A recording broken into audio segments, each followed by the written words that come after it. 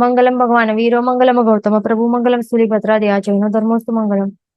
મનુષ્ય લોકમાં શું કહે છે, શું આવે છે? સૌથી વચ્ચે જંબુદ્વીપ હોય છે. આપણને શું જોવાનું છે? મનુષ્ય લોક. એમાં કેટલા દ્વીપો અને સમુદ્રોના કેટલા ભાગ આવે છે તે જોવાનું છે. મનુષ્ય લોકમાં શું આવે છે? તો સૌથી સેન્ટરમાં શું આવે છે? આ યલો કલરમાં આખો આ આપણને દેખાય છે તે શું છે? તે છે જંબુદ્વીપ. અહીંયા લખેલું છે જંબુદ્વીપ. એક એવો આકાર છે, એનું થાળી જેવો છે. આપણે થાળી ભોજન માટે આપણે બેસીએ તો થાળી કેવી હોય? ફ્રન્ટ વ્યૂ થી આવું હોય ને, થાળી આવી હોય. એકદમ ટોટલી ફ્લેટ હોય, આવી રીતે ફ્લેટ હોય. સાઈડમાં આવી કિનારીઓ હોય ઊભી. તો એ પણ એવું જ છે. સાઈડમાં કિનારી ઊભી કિનારી હોય, બોર્ડર કહેવાય કે જગતી કહેવાય છે. આ બાઉન્ડ્રી, બોર્ડર કે જગતી. તો એવી રીતે સાઈડ વ્યૂ કે કટ સેક્શન વ્યૂ છે. અને જો ટોપથી જોઈએ જંબુદ્વીપનું, તો આખો એવી રીતે ગોલ દેખાય છે. થાળી ઉપરથી જોઈએ તો કેવી દેખાય? બસ એવી જ. જે જગતી છે એનું એક થિકનેસ હોય થોડી, અને આખી રાઉન્ડ એવી રીતે હોય છે. તો આ શું છે? આ છે જંબુદ્વીપ, સૌથી સેન્ટરમાં અહીંયા. ઓકે, હવે એના પછીના બાકી શું કહે છે કે આગળના એના બાદના જે બહારના જે દ્વીપ આવે છે, સમુદ્ર આવે છે, એ બધા બધા કેવા છે? વલયાકાર શેપ એમનું હોય છે. વલય, વલય એટલે શું? જેમ કે આ એક જંબુદ્વીપ અહીંયા સેન્ટરમાં છે, અને એને ગોલ ગોલ ગોલ ગોલ આપણને વલય જો ડ્રો કરવાનું હોય તો કેવી રીતે ડ્રો કરાય? એવી રીતે આ એક વલય બહાર, બીજો વલય બહાર, એને વલય કહેવાય છે. આ બધા વલય કહેવાય. તો બસ એવી જ રીતે છે જંબુદ્વીપ. જે સેન્ટરમાં અહીંયા બતાવ્યું છે, અહીંયા આ છે જંબુદ્વીપ. એના બહાર બધા શું છે? વલય આકાર વાળા છે દ્વીપ અને સમુદ્રો. જેમ કે અહીંયા આપણને દેખાય છે આ લવણ સમુદ્ર. એનો આકાર કેવું છે? વલય આકાર છે. ઓકે, વલય આકાર પણ કહી શકાય કે બંગડીના આકાર પણ કહી શકાય. બંગડી આપણે પહેરીએ તો કેવી હોય? આવી હોય ને બંગડી, આવી થિકનેસ હોય, એની બંગડીની થિકનેસ હોય. પણ વચ્ચે આખું શું હોય? કઈ નહીં હોય, ભરાયેલું નહીં હોય. તો એવી જ રીતે છે. એટલે લવણ સમુદ્ર આખો ભરાયેલું નથી સેન્ટરથી, પણ એક વલય આકાર કે બંગડી જેવું છે આવું આકાર એનું, લવણ સમુદ્રનું. તો એવી રીતે એના જંબુદ્વીપના બહારના બધા જ જે પણ દ્વીપ કે સમુદ્ર આવે તે બધા જ આવા વલય આકાર વાળા છે. આ અહીંયા દેખાય છે આપણને. આ પણ કેવું છે? વલય આકાર. પછી અહીંયા સમુદ્ર બ્લુ કલર નું દેખાય છે, પણ કેવું છે? આકાર વલય આકાર. એના બાદનું જે અહીંયા દેખાય છે આ દ્વીપ, એ પણ વલય આકાર છે. એ ધ્યાન રાખવાનું. તો એવી રીતે વલય આકાર વાળા શેપ છે, એના કારણે એને કેવી રીતે એના ભાગ ગણવાના છે? પૂર્વ પશ્ચિમ બે ભાગ ગણાય છે એમના. પૂર્વ એટલે શું? અહીંયા આવે છે પૂર્વ. પૂર્વ એટલે ઈસ્ટ. અને પશ્ચિમ, પશ્ચિમ એટલે કે વેસ્ટ. આ સાઈડ વાળા એટલે અહીંયા સેન્ટરમાં એક એવી રીતે અહીંયા ભાગ કરવાનું. આમ કોનું ભાગ કરવાનું?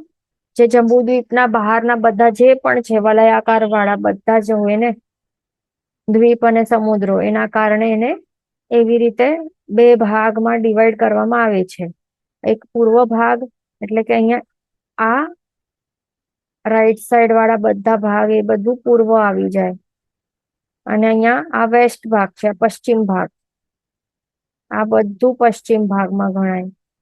તો એવી રીતે પૂર્વ અને પશ્ચિમ, પૂર્વ ધાતકી કે પૂર્વ લવણ સમુદ્ર કે પશ્ચિમ લવણ સમુદ્ર, એવી રીતે ગણવાનું. એવી રીતે એની ગણતરી કરવામાં આવે છે. એ ધ્યાન રાખવાનું. ઓકે, તો આવી રીતે આપણે જો જોઈએ તો જે આ મનુષ્ય લોક છે, મનુષ્ય લોકમાં શું આવે છે? સૌથી સેન્ટરમાં તો અહીંયા આપણે જે જોયું તે જંબુદ્વીપ છે. જંબુદ્વીપ સૌથી સેન્ટરમાં આવે છે. એના બહાર વલયાકારમાં લવણ સમુદ્ર છે. લવણ સમુદ્રની બહાર ચારે ફરતો વલયાકારમાં શું છે? તે આવે છે આ ધાતકી ખંડ અહીંયા લખેલું છે તે આના માટે છે. જે આટલું અહીંયા જાડો એ ઝૂમ કરીને બતાવેલું છે ધાતકી ખંડ કેવું છે આ ફોટોમાં. એટલે અહીંયા માપ પ્રપોર્શનેટ નથી, પણ એના અંદરના પદાર્થ આપણને સ્ટડી કરવા માટે ઈઝી પડે એટલા માટે એવી રીતે બતાવ્યું છે. ઓકે, એટલે લવણ સમુદ્રની બહાર શું છે? આ ધાતકી ખંડ છે. ધાતકી ખંડના બહાર શું છે? આ કાલોદધી સમુદ્ર છે, આખા વલયાકારમાં આખો ગોળ. કાલોદધી સમુદ્રની બહાર શું છે? અહીંયા શું દેખાય છે? પુષ્કરાર્ધ દ્વીપ. પુષ્કરવર દ્વીપ એ આખો કહેવાય ને, તો આખો પુષ્કરવર દ્વીપ અહીંયા સુધી આપણે ડ્રો કરી શકીએ. આપણે બીજો ફોટો જોવો પડશે એના માટે. ઓકે, તો આપણને આ ફોટોમાં શું દેખાય છે? સૌથી સેન્ટરમાં અહીંયા જંબુદ્વીપ છે, બહાર એના બહાર લવણ સમુદ્ર છે, પછી ધાતકી ખંડ છે, પછી કાલોદધી સમુદ્ર છે. અને કાલોદધીની બહાર શું છે? સમુદ્રની બહાર છે પુષ્કરવર દ્વીપ છે આ. ઓકે, પુષ્કરવર દ્વીપ કેટલું છે ટોટલ? અહીંયાથી કરીને આટલું છે, આખો બહાર ગોલ આવી રીતે. ઓકે, પણ હવે પુષ્કરવર દ્વીપ છે તો એને આપણને ડિવાઈડ બાય 2 કરવાનું છે. એના મધ્ય ભાગમાં અહીંયા માનુષોત્તર પર્વત આવે છે, જે અહીંયા આપણને દેખાય છે. આ માનુષોત્તર પર્વત છે એ પુષ્કરવર દ્વીપ છે ટોટલ. અહીંયાથી આટલો જે છે એને એક્ઝેક્ટ મધ્યમાં આ માનુષોત્તર પર્વત છે, આખો ચારે બાજુ આખો ગોલ ફરતું વલયાકારમાં. એના કારણે પુષ્કરવર દ્વીપ 2 ભાગમાં ડિવાઈડ થઈ જાય છે, inner circle and outer circle. તો જે ઇનર પાર્ટ છે એ અર્ધ પુષ્કરવર દ્વીપ જે કહેવાય છે, જે આ માનુષોત્તર પર્વતની અંદરના ભાગમાં છે અહીંયા. તો એ ભાગ છે એ ગણવાનું છે મનુષ્ય લોકની અંદર. ઓકે, એટલા માટે અહીંયા બહાર કઈ ડ્રો કરેલું નથી, કારણ કે આપણે અહીંયા શું જોવાનું છે? મનુષ્ય લોક કેટલું છે તે જોવાનું છે. મનુષ્ય લોક જ જોવાનું, એટલા માટે ખાલી અર્ધ પુષ્કરવર દ્વીપ અહીંયા બતાવેલું છે, જે અહીંયા અંદર છે. જ્યાં માનુષોત્તર પર્વતની અંદરનો ભાગ છે તે જ અહીંયા બતાવેલું છે. બહારનું જે અહીંયા બહાર રહેલું છે આ બાકીનું અર્ધ પુષ્કરવર દ્વીપ તે નથી બતાવેલું, કારણ કે મનુષ્ય લોકમાં એની ગણતરી કરવામાં આવતી નથી, કારણ કે તે ત્યાં મનુષ્યનું જન્મ કે મરણ નહીં થાય, એટલા માટે ધ્યાન રાખવાનું. તો આ ટોટલ જે અહીંયા ફોટોમાં દેખાય છે આટલું કહેવાય છે કે આ મનુષ્ય લોક છે, એ ધ્યાન રાખવાનું. અને એનું કેટલું વિસ્તાર છે? 45 લાખ યોજનનું વિસ્તાર છે. એટલે 45 લાખ યોજન કેટલું? આ મનુષ્યોત્તર પર્વતની જે અંદરનું આ બોર્ડર છે ને, આ તો આટલું જ કહેવાય છે આ મનુષ્ય લોક, એ ધ્યાન રાખવાનું. એટલે માનુષોત્તર પર્વત છે એ મનુષ્ય લોકમાં નથી આવતું. મનુષ્યોત્તર પર્વતની અંદર નું જે આખો આ અંદરનું ભાગ છે એ આખો કહેવાય છે આ મનુષ્ય લોક છે. એટલે અર્ધ પુષ્કરવર દ્વીપની બોર્ડર સુધી, બાઉન્ડ્રી સુધી જ કહેવાય છે કે મનુષ્ય લોક રહેલું છે. અને એ ટોટલ કેટલું ડાયમીટર છે? ટોટલ ડાયમીટર આવે છે, જે આપણી સિદ્ધશિલા છે, સિદ્ધશિલાનું જેટલું ડાયમીટર છે એટલું સેમ એનું ડાયમીટર છે. તે કેટલું છે? આ 45 લાખ યોજન.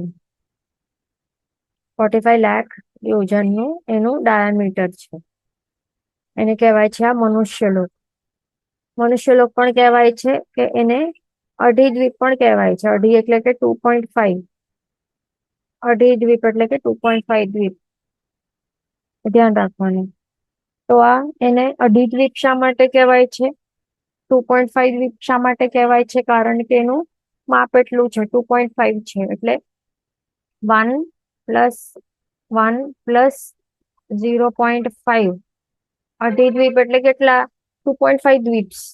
એટલે 1 દ્વીપ + 1 દ્વીપ + 0.5 કે હાફ દ્વીપ, એ ટોટલ મળીને કેટલું થાય? 2.5 થાય. 2.5 દ્વીપ્સ થાય ને, તો એને કહેવાય અઢી દ્વીપ. તો 1 + 1 + 0.5 એટલે શું?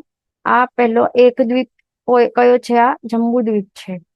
પ્લસ બીજો એક દ્વીપ કયો આપણે એડ કરવાનું તે છે ધાતકી ખંડ, પ્લસ 0.5 દ્વીપ કયો છે તે અર્ધપુષ્કરવર દ્વીપ છે. આ અર્ધપુષ્કરવર દ્વીપ એટલે 1 + 1 + 0.5 એટલે 2.5 એટલે કે અઢી દ્વીપ. તો આ એ અઢી દ્વીપ કહેવાય છે અને એને જ મનુષ્યલોક કહેવાય છે, તે ધ્યાન રાખવાનું. અને ટોટલ એનું 45 લાખ યોજન એનું ડાયામીટર છે. ઓકે, એટલે આપણે આટલું સમજી લીધું, આપણે સમજી લીધું. હવે નેક્સ્ટ ટોપિક શું છે? ધાત્વિક ખંડ તથા અર્ધપુષ્કરવર દ્વીપ. હવે એનું આપણને સમજવાનું છે કે કેવી રીતે એની અરેન્જમેન્ટ, જોગ્રાફી કેવી છે, તો તે સમજવાનું છે. ઓકે, તો આ બંને દ્વીપ કેવા છે? વલયાકારમાં છે. તો તે આપણે તો જોયું ને, અહીંયા આ ફોટોમાં ક્લિયર દેખાય છે કે જે આ ધાતકી ખંડ છે અહીંયા દેખાય છે. આ એનું બીજું આપણે ઝૂમ્ડ વર્ઝન જોઈએ. આ ધાતકી ખંડ વાળું ફોટો દેખાય છે, જે અહીંયા ઝૂમ કરીને બતાવેલું છે. આ અહીંયાથી આટલો છે આ ધાતકી ખંડ આખો. તો આ ધાતકી ખંડ જે છે એનું શેપ કેવું છે? ખાડી જેવો નથી, સેન્ટર માંથી ભરાયેલો નથી, પણ બંગડી જેવું છે. આટલું આવું બંગડી જેવું છે, કે વલયાકાર વાળું છે. અને એની બહાર જે ફરતો છે આ કાલોદરી સમુદ્ર, એનાથી પણ બહાર છે અર્ધપુષ્કરવર દ્વીપ. તો એનું પણ અહીંયા શું દેખાય છે? શેપ કેવું છે? વલયાકાર જેવું એનું શેપ છે. આ અર્ધપુષ્કરવર દ્વીપ નું અહીંયા જે દેખાય છે આપણને. તો આપણને અહીંયા શું દેખાય છે કે એના જે આ બે દ્વીપ છે એના આપણે આકાર જોયા. ઓકે, હવે અહીંયા શું કહે છે આગળ નેક્સ્ટ, કે દક્ષિણ અને ઉત્તર. દક્ષિણ અહીંયા છે, દક્ષિણ એટલે કે સાઉથ, અને ઉત્તર એટલે અહીંયા ઉપર, અહીંયા ઉત્તર એટલે કે નોર્થ. તો દક્ષિણ અને ઉત્તરમાં શું રહેલા છે? બે બે ઈશુકાર પર્વત છે. તો અહીંયા આપણે ધાતકી ખંડમાં જોઈ રહ્યા છે. ફર્સ્ટ ઓફ ઓલ, તો ધાતકી ખંડમાં નોર્થમાં અહીંયા શું દેખાય છે? અહીંયા ઈશુકાર પર્વત છે, અને એનું કેવું આકાર છે? બાણના આકાર વાળો છે. બાણ એટલે કેવું હોય? ધનુષ બાણ ખ્યાલ છે ને? ધનુષ ને બાણ, તો બાણ કેવા હોય? એરો સ્ટ્રેટ હોય ને, આવું સ્ટ્રેટ હોય. બાણ કેવા હોય? સ્ટ્રેટ હોય. એરોઝ જેવા સ્ટ્રેટ હોય. તો સ્ટ્રેટ એવા આકાર વાળું છે આ ઈશુકાર પર્વતો છે. અને એ પણ ક્યાં છે? દક્ષિણ અને ઉત્તર બંને સાઈડ, એટલે કે નોર્થ અને અહીંયા સાઉથમાં. અહીંયા દેખાય છે અહીંયા ઈશુકાર પર્વત. અહીંયા આકાર કેવા છે? બંને સ્ટ્રેટ, આવા સ્ટ્રેટ છે, બાણ જેવા આકાર વાળા. તો આ બંને ઈશુકાર પર્વત છે. યાદ રાખવાનું શું છે એનું સ્પેલિંગ? ઈશુકાર. તો આ બંને ઈશુકાર પર્વતો છે. તો આ ઈશુકાર પર્વતોના કારણે શું થાય છે? આ ધાતકી ખંડ એ બે ભાગમાં ડિવાઈડ થઈ જાય છે. કયા બે ભાગમાં? પૂર્વ અને પશ્ચિમ. પૂર્વ એટલે કે ઈસ્ટ, અને પશ્ચિમ એટલે કે વેસ્ટ. તો એવી રીતે બે ભાગમાં આપણને દેખાય છે. અહીંયા ડિવાઈડ થઈ જાય છે. આ પૂર્વ ઈસ્ટ પાર્ટ દેખાય છે આટલું, અને આ પશ્ચિમ ભાગ આપણને દેખાય છે. તો આવી રીતે બે ભાગમાં, આવી રીતે ધાતકી ખંડ, પૂર્વ ધાતકી ખંડ અને પશ્ચિમ ધાતકી ખંડ, એવી રીતે બે ભાગમાં ડિવાઈડ થઈ જાય છે. કોના કારણે? આ બાણના શેપ જેવા નોર્થ અને સાઉથમાં રહેલા આ ઈશુકાર પર્વતના કારણે. અને એવી જ રીતે આપણને શું સમજવાનું? આ ધાતકી ખંડ માટે તો જોયું. હવે આપણને સેમ વસ્તુ આ અલગ ફોટામાં અર્ધપુષ્કરવર દ્વીપ માટે પણ સમજવાનું છે. જે અહીંયા દેખાય છે આ અર્ધપુષ્કરવર દ્વીપ, અહીંયા જે અહીંયા આખો દેખાય છે, આ શું છે? આ છે અર્ધપુષ્કરવર દ્વીપ. એમાં પણ અહીંયા આ છે ઈસ્ટ, વેસ્ટ, નોર્થ અને સાઉથ. તો નોર્થ અને સાઉથમાં અહીંયા દેખાય છે, અહીંયા શું છે? ઈશુકાર પર્વતો રહેલા છે. આ ઈશુકાર પર્વત નોર્થ અને સાઉથ બાણના શેપ વાળા, સ્ટ્રેટ એવા બાણના શેપ વાળા અહીંયા બે પર્વતોના કારણે અર્ધપુષ્કરવર દ્વીપ બે ભાગમાં ડિવાઈડ થાય છે. એક તો પૂર્વ અર્ધપુષ્કરવર દ્વીપ, અને બીજું છે પશ્ચિમ ભાગનું અર્ધ પુષ્કર દ્વીપ. એવી રીતે બે ભાગમાં ડિવાઈડ થઈ જાય છે. આટલું આપણું ક્લિયર થઈ ગયું. હવે જે પુષ્કર દ્વીપ છે એનું ટોટલ કેટલું કહેવાય છે? 16 લાખ યોજનનું છે આ પુષ્કર દ્વીપ. એટલે કેટલું? જયારે પુષ્કર દ્વીપ એવું નામ આવે તો ધ્યાન રાખવાનું કે પુષ્કર દ્વીપ એટલે કે આખો પુષ્કર દ્વીપ, આખો. આ શું છે? અર્ધ પુષ્કર આવે તો અર્ધ સમજવાનું ને ખાલી આવું નામ આવે અર્ધ નહીં હોય, ખાલી આવું પુષ્કર દ્વીપ આવું નામ હોય તો શું સમજવાનું? એ કેટલું હોય? 16 લાખ યોજન વાળું હોય. એટલે અહીંયા કન્ફ્યુઝન નહીં થવું જોઈએ આપણને. આ યાદ રાખવાનું. જયારે પુષ્કર દ્વીપ આવે તો સમજી લેવાનું કે કેટલું 16 લાખ યોજન જેટલું અહીંયા કહે છે કે એટલે અહીંયા 12 આખો ટોટલ આખો પુષ્કર દ્વીપ 16 લાખ યોજનનું છે આખો. પણ પુષ્કર દ્વીપ એ 16 લાખ યોજનનું છે ટોટલ. છતાં પણ એકદમ સેન્ટરમાં વલયાકાર વાળું શું છે? અહીંયા દેખાય છે આ માનુષોત્તર પર્વત. અહીંયા સેન્ટરમાં વલયાકાર જેવું છે આ રહેલું છે. એના કારણે શું થાય છે? આખો આ જે પુષ્કર દ્વીપ 16 લાખ યોજનનું છે એના બે ભાગમાં ડિવાઈડ થઈ જાય છે. એટલે એક ઇનર પાર્ટ અને એક આઉટર પાર્ટ. ઓકે, અંદરનું પર્વત થી અંદરનું ભાગ આ દ્વીપનું અને આ માનુષોત્તર પર્વત થી બહારનું ભાગ, એવી રીતે બે ભાગમાં ડિવાઈડ થઈ જાય છે. તો એના કારણે અંદરનું ભાગ એ કેટલા યોજનનું થઈ જાય? કેટલા લાખ યોજનનું? અંદરનું ભાગ થઈ જાય 16 નું હાફ કરવાનું તો 8 થાય. એટલે 8 લાખ યોજનનું અંદરનું ભાગ અને બહારનું ભાગ કેટલું? એ પણ 8 લાખ યોજનનું. તો એવી રીતે 8 + 8 16 થાય છે ટોટલ. પુષ્કર દ્વીપ 16 લાખ યોજનનું અને અર્ધ પુષ્કર દ્વીપ એ કેટલું? 8 લાખ યોજનનું. તો આવી રીતે માનુષોત્તર પર્વતના કારણે આ પુષ્કર દ્વીપ 16 લાખનું યોજન નું છે એ બે ભાગમાં ડિવાઈડ થઈ જાય છે. તો અંદરનું જે 8 લાખ યોજન વાળું જે અર્ધ પુષ્કર દ્વીપનો ભાગ છે તો એ ભાગ મનુષ્ય ક્ષેત્રમાં આવેલું છે તો એમાં ગણાય છે. એ ધ્યાન રાખવાનું. એના કારણે પુષ્કર દ્વીપ જે છે એ કેટલું થાય છે? 8 લાખ યોજનનું. ઓકે, એ આપણે જોયું. અને આ માનુષોત્તર પર્વત છે એ મનુષ્ય ક્ષેત્રમાં નથી આવતું અને બહારનું જે બાકીનું અહીંયા બહારનું જે અર્ધ પુષ્કર દ્વીપ છે બહારનું તો એ પણ મનુષ્ય ક્ષેત્રમાં નથી આવતું. એટલે દેટ મીન્સ જે આ બોર્ડર છે, આ બાઉન્ડ્રી છે એની બહાર એટલે બહાર કેટલું બહાર? આખો જે 14 લોકમાં સમજી લેવાનું.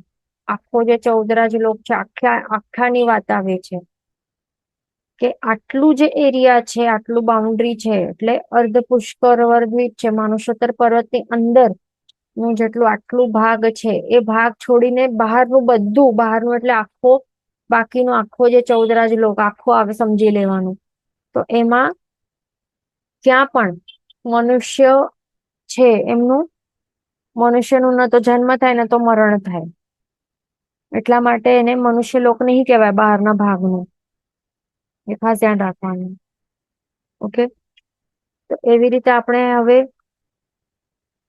મનુષ્ય ક્ષેત્રના આપણે ટોટલ હવે આ ડાયમેન્શન સમજી લઈએ કેવી રીતે થાય છે. ડાયમેન્શન સમજી લઈએ. ઓકે, તો જંબુદ્વીપનું કેટલું છે ડાયામીટર ટોટલ? જંબુદ્વીપનું છે 1 લાખ યોજન. પછી હવે બધા ઈસ્ટ વેસ્ટ ની હિસાબે આપણને વાત કરવી પડશે ને. પૂર્વ અને પશ્ચિમમાં બે ભાગમાં બધા ડિવાઈડ થાય છે એટલા માટે. તો પહેલા આપણે ખાલી ઈસ્ટ સાઈડનું, પૂર્વ સાઈડના ભાગનું આપણે બધું ડાયમેન્શન્સ જોઈ લઈએ.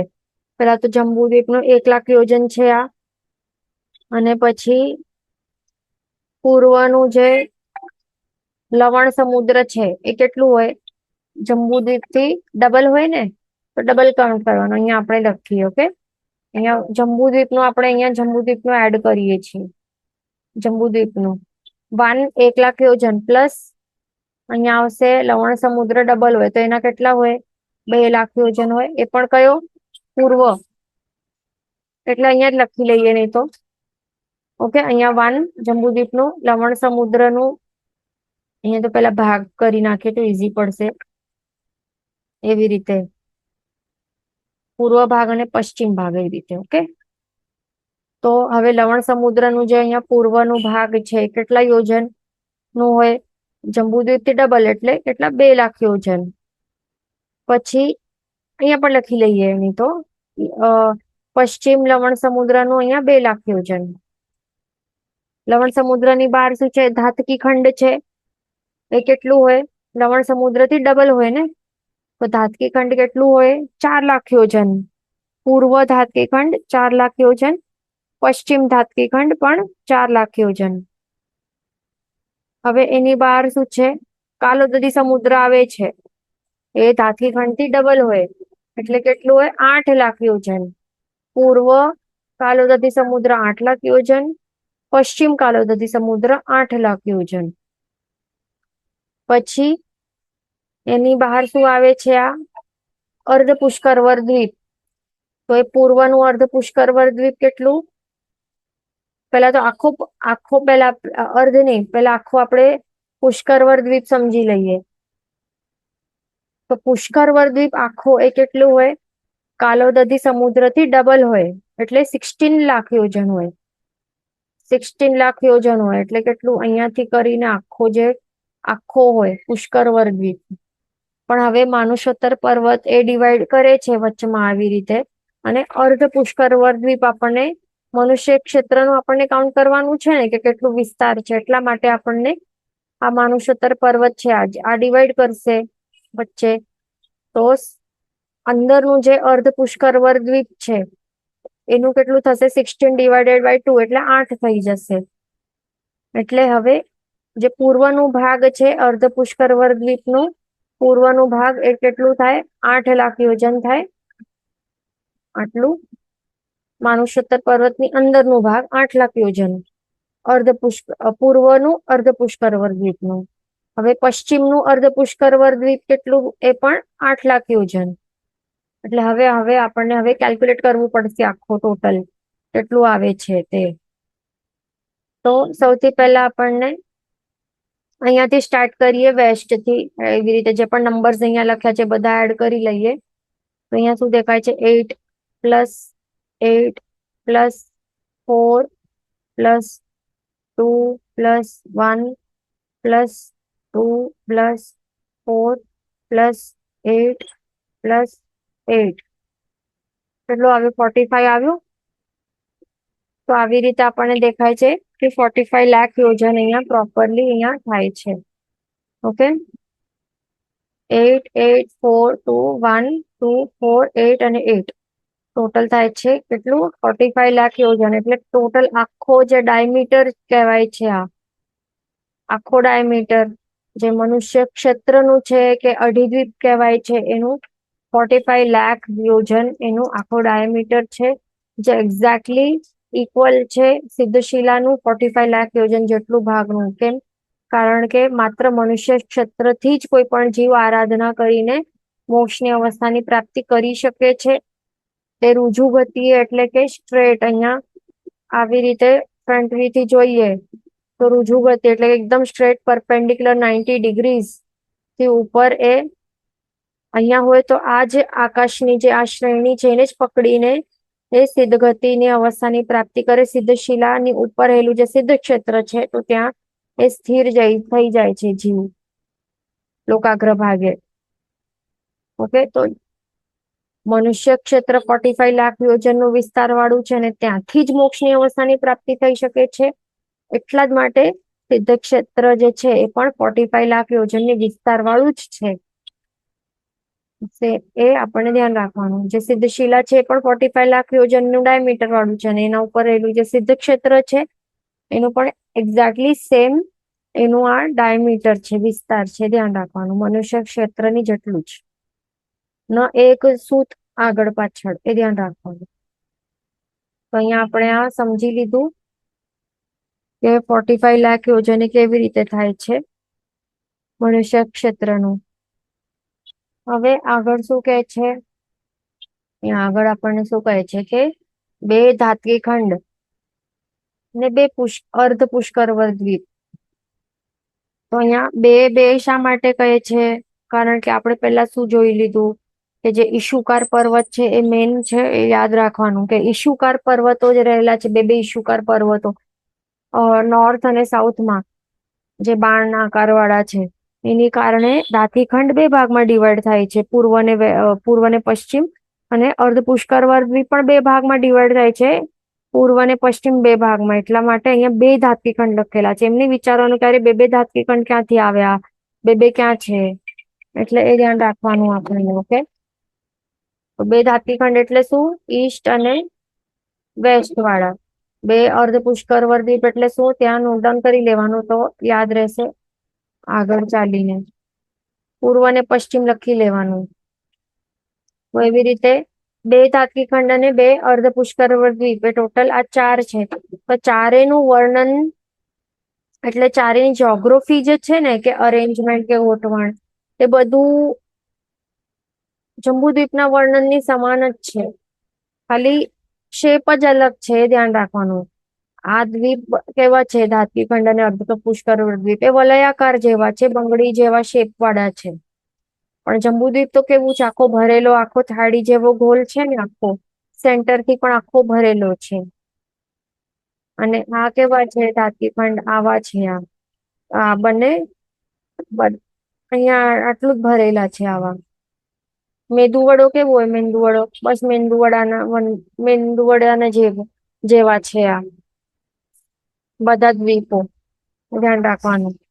આ થાળી જેવો જંબુદ્વીપ અને આ મેંદુવડા જેવા. તો આવી રીતે બસ આ ફરક છે શેપમાં, પણ જે ડિટેલ્સ છે, જે પદાર્થો છે ને, તો એ સેમ છે. એ પણ પૂર્વ પશ્ચિમમાં, અને એટલે બંનેના પૂર્વ, એટલે થોડું આપણે જોઈ મેપ જોશું ને તો ખ્યાલ આવશે કે એવી રીતે શું છે. બીજું શું કહે છે કે જંબુદ્વીપની અપેક્ષા એ મોટા જ છે ને, બધા આગળ આગળ ચાલતા જઈએ તો કેવા છે, ચોપ્પલ ચોપ્પલ થઈ જાય છે ને, કારણ કે સમુદ્ર આવે છે. સમુદ્ર ડબલ ડબલ છે, એની બહાર આ દ્વીપ છે, તો ચોપ્પલ ચોપ્પલ થઈ જાય છે ને, 4 ટાઈમ્સ મોટા થઈ જાય છે. હવે સિમ્પલ છે, જંબુદ્વીપ 1,00,000 યોજન છે, તો એનું જંબુદ્વીપ 1,00,000 યોજન છે, તો આ ધાત્વિખંડ કેટલું છે? 4,00,000 યોજન જેટલું છે. ઈસ્ટ અને વેસ્ટ પણ 4,00,000 યોજન જેટલું છે, એટલે 4 ટાઈમ્સ મોટું. અને હા, અર્ધ પુષ્કરવર્તી દ્વીપ ઈસ્ટ અને વેસ્ટ ના કેટલા છે? ઈસ્ટ વાળું 8 છે અને વેસ્ટ વાળું 8,00,000 યોજન છે, એટલે આ પણ કેટલું છે? આ એ મોટું થઈ જાય છે. ધાત્વિખંડ કરતા એ ડબલ થઈ જાય છે મોટું. એટલે જંબુદ્વીપ કરતા ધાત્વિખંડ ચોપ્પલ મોટું, 4 ટાઈમ્સ મોટું, અને ધાત્વિખંડ કરતા ડબલ મોટું છે આ અર્ધ પુષ્કરવર્તી દ્વીપ. તો એવી રીતે બસ આ મોટા, એટલે આ એરિયા વધી જાય છે, એ ધ્યાન રાખવાનું. તો એના કારણે વાસક ક્ષેત્ર ને પર્વત વગેરે વસ્તુઓ ક્રમશઃ મોટી મોટી, અને આકારમાં પણ થોડી અલગ, શેપ થોડો અલગ, અને એરિયા મોટા મોટા થઈ જાય છે, તે અહીંયા બતાવે છે. તો ફોટોમાં ક્લિયર દેખાશે આપણને. આ ધાત્વિખંડ જોઈ લઈએ પેલા. બીજો ફોટો જોઈ લઈએ, 1 મિનિટ. અહીંયા આપણને શું ફોટો દેખાય છે? જંબુદ્વીપ નો આ ફોટો દેખાય છે. તેમાં આપણને પદાર્થો ને બધા દેખાય છે, વસ્તુઓ, કઈ કઈ વસ્તુઓ ક્યાં છે. જે આ મહાવિદ્ય ક્ષેત્ર છે, ક્ષેત્ર ને પર્વતો, એ આપણને દેખાય છે. કયા કયા પદાર્થો છે? તો એ પદાર્થો બધા સેમ રહેવાના છે. જે પદાર્થો જંબુદ્વીપ પર રહેલા છે, એ સેમ પદાર્થો ક્યાં હશે? પૂર્વ ધાત્વિખંડમાં અને પશ્ચિમ ધાત્વિખંડમાં, જેમ અહીંયા આપણને દેખાય છે. હવે ધ્યાન રાખવાનું, એને હાફ કરવું જરૂરી છે. ઓકે, આ એકદમ યાદ રાખવાનું. બે ધાત્વિખંડ છે. ઓકે, બે ધાત્વિખંડ ક્યાં છે? આ ઈસ્ટ વાળું અને વેસ્ટ વાળું. ઈસ્ટ વાળું ખાલી જોઈ લઈએ. તો જંબુદ્વીપમાં આપણે શું જોયું હતું? યાદ છે ને, કે વચ્ચે હતું ને મહાવિદ્ય ક્ષેત્ર. તો સેમ છે, અહીંયા દેખાય છે, અહીંયા વચ્ચે છે, અહીંયા મહાવિદ્ય ક્ષેત્ર અહીંયા. ઓકે, પછી મહાવિદ્ય ક્ષેત્ર અહીંયા હતું, ભરત ક્ષેત્ર ક્યાં હતું? જંબુદ્વીપ અહીંયા નીચે હતું ને, ઐરાવત ક્ષેત્ર અહીંયા ઉપર હતું એકદમ, તો બસ તે જ છે. દેખાય છે અહીંયા ભરત ક્ષેત્ર દેખાય છે સૌથી નીચે, અને પછી અહીંયા ઐરાવત ક્ષેત્ર સૌથી ઉપર દેખાય છે આપણને, રાઈટ. એ આ મેન આપણે જોયા હતા. પછી જે અકર્મ ભૂમિઓ પણ આપણે જોઈ હતી, અને પર્વતો બધા. તો ભરત ક્ષેત્રની ઉપર કયો પર્વત હતો? તે અહીંયા ઉપર એ સેમ છે, અહીંયા દેખાય છે લઘુ હિમવંત પર્વત છે આ આખો અહીંયા. એનાથી ઉપર છે આ હિમવંત ક્ષેત્ર, અહીંયા હિમવંત ક્ષેત્ર છે. એનાથી ઉપર છે આ મહાહિમવંત પર્વત, પછી હરિવર્ષ ક્ષેત્ર, પછી આ છે નિષદ પર્વત, પછી આખવા મહાદેવ ક્ષેત્ર. એના ઉપર છે આ નીલવંત પર્વત, પછી રમ્ય ક્ષેત્ર, પછી છે આ રૂકમી ક્ષેત્ર, પછી હિરણ્યવંત ક્ષેત્ર, સોરી રૂકમી પર્વત, હિરણ્યવંત ક્ષેત્ર.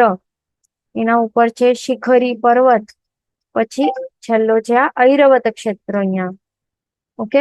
પછી ઇન્ટરનલ પણ આપણે જો જોઈએ તો દેખાય છે આપણને આ મહાદેવ ક્ષેત્રની અંદર પણ કે શું છે અહીંયા એક સેન્ટરમાં શું છે આ મેરુ પર્વત દેખાય છે. આ જેમ અહીંયા હતું ને, અહીંયા દેખાય છે જંબુદ્વીપમાં સેન્ટરમાં દેખાય છે આ મેરુ પર્વત, અહીંયા મેરુ પર્વત બસ સેમ છે. અહીંયા પણ દેખાય છે ને મહાદેવ ક્ષેત્રમાં સેન્ટરમાં આ ધાતીખંડ, પૂર્વ ધાતીખંડના સેન્ટરમાં, મહાદેવ ક્ષેત્રના સેન્ટરમાં છે આ મેરુ પર્વત. પછી અહીંયા ગજદંત પર્વતો એવી રીતે ગજદંત ની જેમ એવી રીતે શેપમાં અડીને અહીંયા નીકળે છે. અહીંયા ઉત્તર કુરુ બને છે ઉત્તરમાં, અને દેવકુરુ બને છે સાઉથમાં અહીંયા. અને આ નદીઓ છે, કનેક્ટિંગ નદીઓ દેખાય છે, બરાબર. એટલે કે એવી રીતે આ સેમ પદાર્થો છે ને, અહીંયા આપણને ક્લિયરલી દેખાઈ આવ્યા. ખાલી પદાર્થો બધા સેમ છે, ખાલી શેપ અલગ છે ને વિસ્તાર વધારે છે. જંબુદ્વીપ કરતા ચોપ્પલ મોટા છે, એ ધ્યાન રાખવાનું. આખો એટલે મેન તો આ ધ્યાન રાખવાનું કે જે મેરુ પર્વત છે ને, એટલે બધા પદાર્થો કઈ ચોપ્પલ મોટા નથી, એ એવી રીતે ધ્યાન રાખવાનું. હવે જંબુદ્વીપનું જે મેરુ પર્વત છે ને, આ સૌથી મોટામાં મોટું મેરુ પર્વત હોય, ધ્યાન રાખવાનું. તો આવી રીતે આ પદાર્થો જે પણ જંબુદ્વીપમાં છે એ બધા જ અહીંયા છે, દેખાય ને આપણને. પૂર્વ ધાતકીખંડમાં બધા સેમ છે.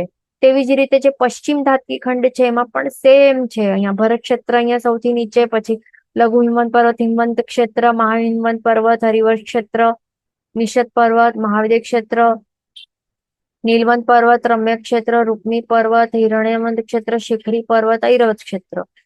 તે બધા અહીંયા એવી રીતે ઇમેજ, શું કહેવાય, મિરર ઇમેજ ની જેમ અહીંયા છે. ઈસ્ટ વેસ્ટ ધાતીખંડ આખો મિરર ઇમેજ ની જેમ છે અહીંયા.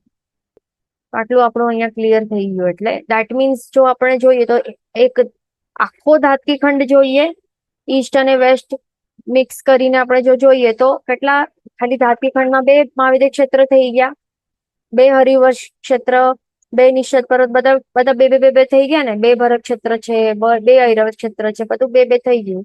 2 મેરુ પર્વત છે, એ ધ્યાન રાખવાનું આ વસ્તુ. હવે આ ધાતકીખંડ આપણે સમજી લીધું. હવે શું સમજવાનું છે? અર્ધ પુષ્કરવર દ્વીપ જોઈ લઈએ.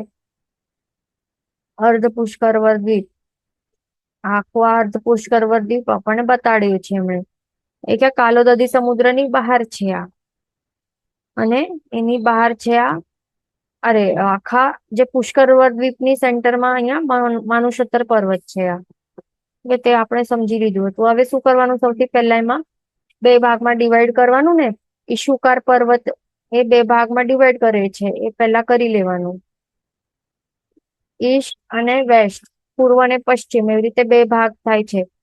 પૂર્વનું આ પૂર્વ ભાગનું અર્ધ પુષ્કરવર દ્વીપ છે આ, અને પશ્ચિમ ભાગનું આ અર્ધ પુષ્કરવર દ્વીપ છે. એવી રીતે 2 અર્ધ પુષ્કરવર દ્વીપ છે, એવી રીતે બતાવે છે. હવે એમાં શું છે? એમાં પદાર્થો જંબુદ્વીપની જેવા સેમ છે, દેખાય છે આપણને. માત્ર હવે ઈસ્ટ જે પૂર્વ અર્ધ પુષ્કરવર દ્વીપમાં પદાર્થો જોઈ લઈએ. સૌથી નીચે ભરત ક્ષેત્ર, પછી લઘુ હિમવંત પર્વત, હિમવંત ક્ષેત્ર, મહાહિમવંત પર્વત, હરિવર્ષ ક્ષેત્ર, નિષદ પર્વત, મહાદેવ ક્ષેત્ર, નીલવંત પર્વત, રમ્ય ક્ષેત્ર. રૂક્મી પર્વત, હિરણ્યવંત ક્ષેત્ર, શિખરી પર્વત, ઐરાવત ક્ષેત્ર, આ બધા સેમ છે ને. એવી જ રીતે મિરર ઇમેજ કરવાનું અહીંયા પશ્ચિમ અર્ધ પુષ્કરવર દ્વીપ માટે, આ પણ બધા સેમ છે. ભરત ક્ષેત્ર બધી કરીને ઐરવ ક્ષેત્ર, બધા પદાર્થો સેમ છે. દેટ મીન્સ જે આ પુષ્કરવર દ્વીપ છે, આ અર્ધ પુષ્કરવર દ્વીપ છે, એમાં જો આપણે જોઈએ તો એમાં પણ બે મહાવિદ્યુત ક્ષેત્ર આવી ગયા, બે હરિહર ક્ષેત્ર, બે ભર ક્ષેત્ર, બધા પદાર્થો, પર્વતો, ક્ષેત્રો ડબલ ડબલ ડબલ આવી ગયા છે. એ અહીંયા આપણું ક્લિયર થઈ ગયું. ઓકે, માત્ર શું ફરક છે? પ્રમાણ જંબુદ્વીપ કરતા એના પ્રમાણ મોટા, જે વિસ્તાર છે એ મોટા મોટા છે, શેપ અલગ છે, એ ખાસ ધ્યાન રાખવાનું. અને મેરુ પર્વત પણ દેખાય છે, મેરુ પર્વત પણ અહીંયા છે, મેરુ પર્વત, અહીંયા પણ મેરુ પર્વત, એટલે એમાં પણ બે મેરુ પર્વત થઈ ગયા.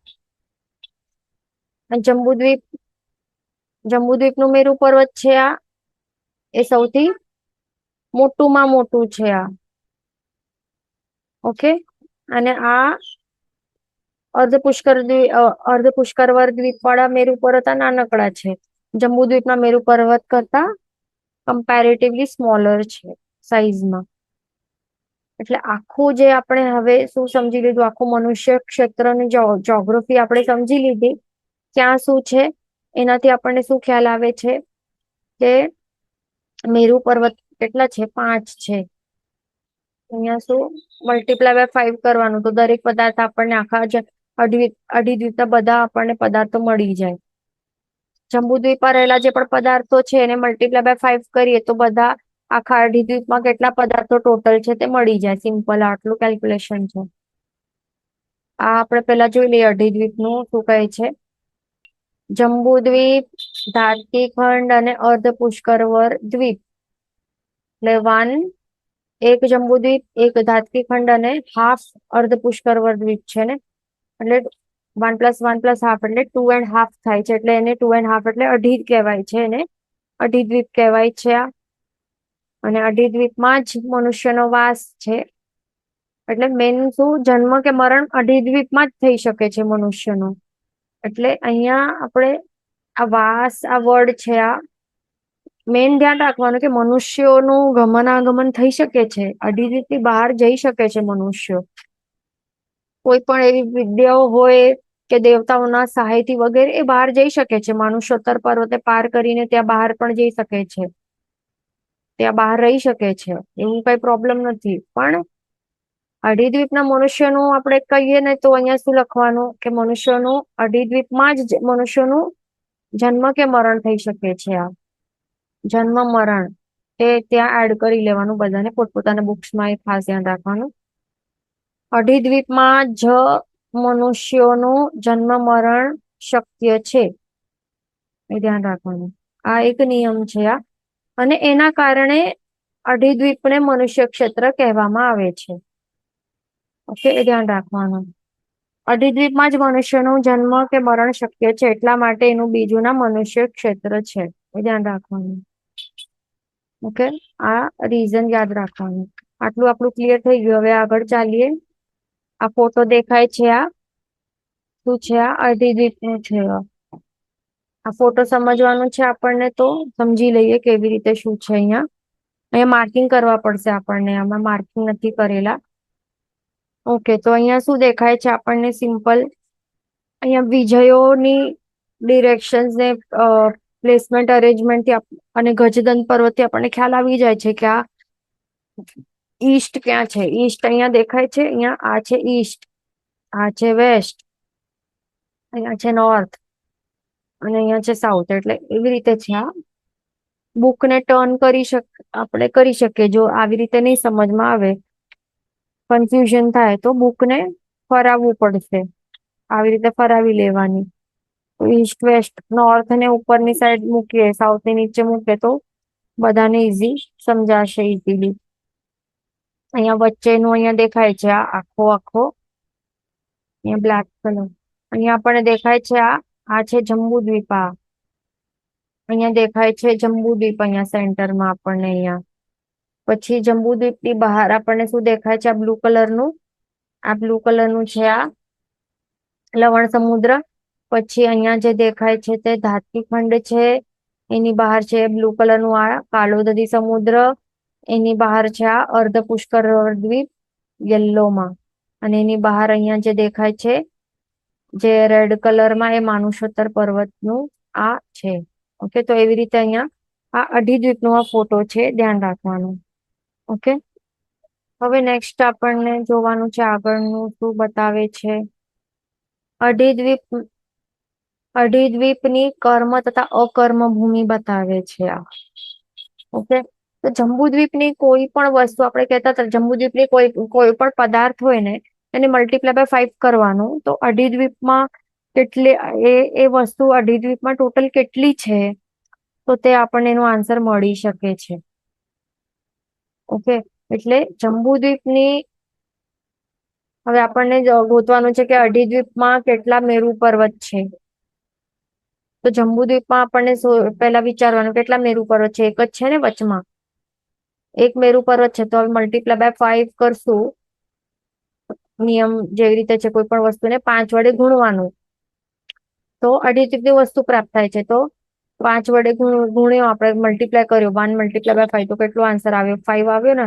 એટલે મેરુ પર્વત એક છે એમ મલ્ટીપ્લાય બાય 5 કર્યું, તો અઢી દ્વીપમાં કેટલા ટોટલ મેરુ પર્વત છે તો તે આન્સર મળ્યું એ 5 છે. ટોટલ 5 મેરુ પર્વત છે આખા અઢી દ્વીપમાં.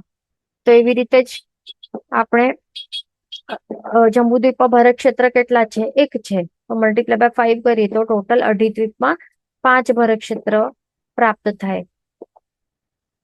પછી ઐરાવત ક્ષેત્ર માટે પણ એવી જ રીતે 1 મલ્ટીપ્લાય બાય 5 5 આવે.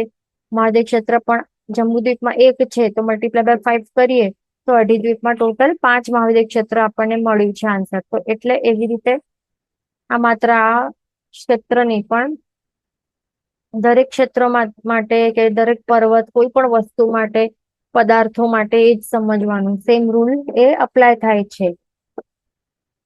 કોઈ પણ પદાર્થ આપણે કેલ્ક્યુલેટ કરશું જંબુદ્વીપમાં કેટલા છે એ મલ્ટીપ્લાય બાય 5 કરી લેવાનું, તો એટલા પદાર્થ આખા ટોટલ અઢી દ્વીપમાં એટલા મળે છે, આપણને આન્સર મળી જાય છે.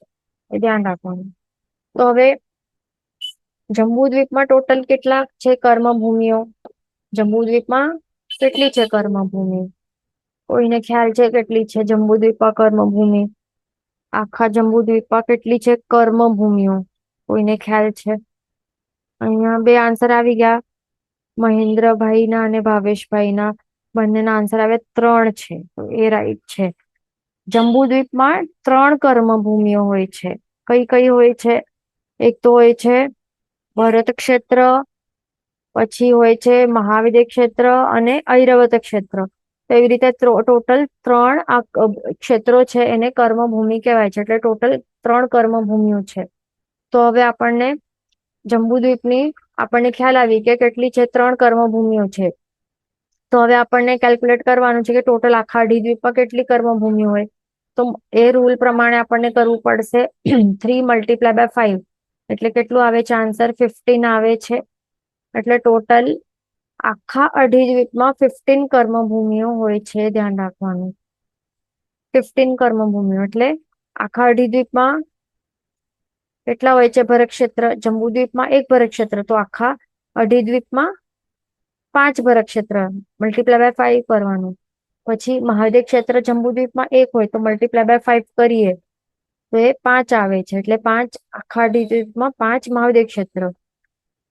પછી ઐરાવત ક્ષેત્ર જંબુદ્વીપમાં કેટલું હોય? 1 જ હોય, તો 1 મલ્ટીપ્લાય બાય 5, ટોટલ 5 આખા અઢી દ્વીપમાં 5 ઐરાવત ક્ષેત્રો બને છે. એટલે ટોટલ 5 + 5 + 5 કરીએ તો કેટલું આન્સર આવે? 15 આવે. દેટ મીન્સ ટોટલ 15 આ કર્મભૂમિઓ હોય છે આખા અઢી દ્વીપમાં, ધ્યાન રાખવાનું. એટલે એવી રીતે આપણને કેલ્ક્યુલેટ કરીને આપણે એવી રીતે ડિરાઈવ કરી શકીએ છીએ, ધ્યાન રાખવાનું. ઓકે, અઢી દ્વીપમાં 5 ભરત, 5 ઐરાવત અને 5 મહાદેવ ક્ષેત્ર હોવાથી કુલ 15 કર્મભૂમિ છે આખા અઢી દ્વીપમાં. અને જંબુદ્વીપમાં અકર્મભૂમિઓ કેટલી છે?